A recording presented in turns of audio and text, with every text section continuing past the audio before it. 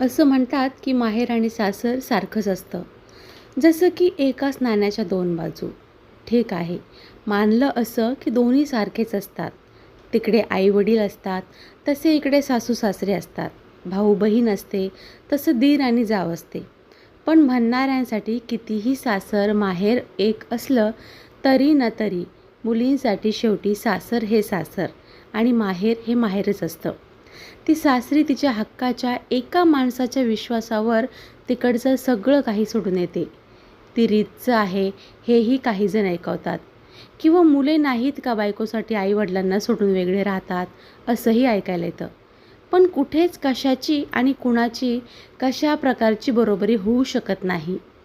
ती सासरी आल्यावर हक्क फक्त नवऱ्यावरच गाजवू शकते, बाकीच्यांवर नाही. वाटेल तेवढी चेष्टा मस्करी ती फक्त त्याच्याबरोबरच करू शकते. बाकीच्यांशी जरी केली तरी त्याला मर्यादा असतात. पण नवऱ्यापाशी मनसोक्तपणे हसता, बोलता, खिदळता आणि सगळं अनावर झालंच तर रडताही येतं. सासरचं प्रत्येक नातं तिला जवळ करावं लागतं आणि आनंदाने करतेही. पण नवऱ्याला तिच्या माहेरच्या जवळच्या नात्याचा काहीच थांगपत्ता नसतो. इकडे प्रत्येक कार्यक्रमाला तिची उपस्थिती महत्त्वाची असते. पण माहेरच्या कार्यक्रमांना मात्र गैरहजेरी असली तरी चालते हो. का? तर इकडे आल्यावर तिकडचा जास्त विचार करायचा नाही. तिकडे माणसं आहेत, इकडेही आहेत, असं बरेच जण ऐकवतात. पण माणसांमध्ये जो फरक असतो ना, तोच सासर आणि माहेर हे वेगळे असतात हे दाखवतो.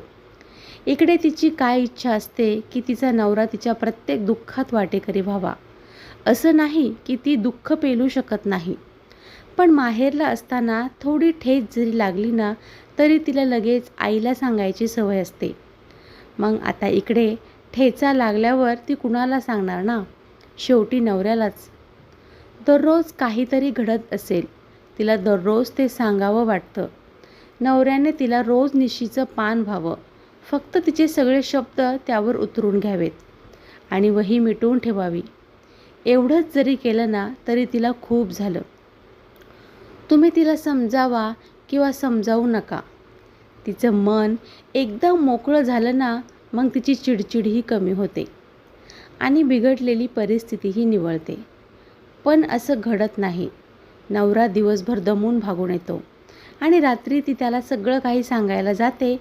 पण काही जण असे बोलतात की माझ्या डोक्यात माझ्या कामाची गणगण असते, त्यात तू तुझं नको ऐकवत जाऊस. मी घरचं पाहू की बाहेरचं, की मी घरीच येऊ नको. तुम्ही हे सगळं सहज बोलून जाता आणि मग तिला सगळं काही स्वतःमुळे घडतंय असं वाटू लागतं. ती येण्याने तुमच्या आयुष्यात प्रॉब्लेम सुरू झालेत असं वाटतं. तिला तुमचं आधीच आयुष्य माहीत नसतं.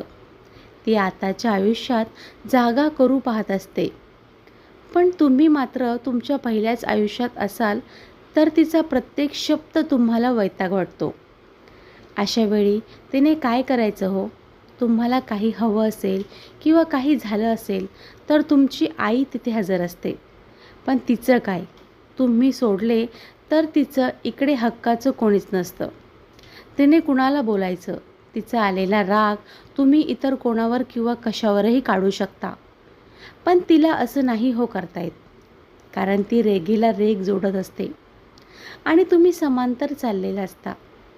तुम्ही स्वतःमध्ये बदल करा, कामाचा लोड कमी करा किंवा अजून काही, असं मी मुळीच तुम्हाला सांगणार नाही.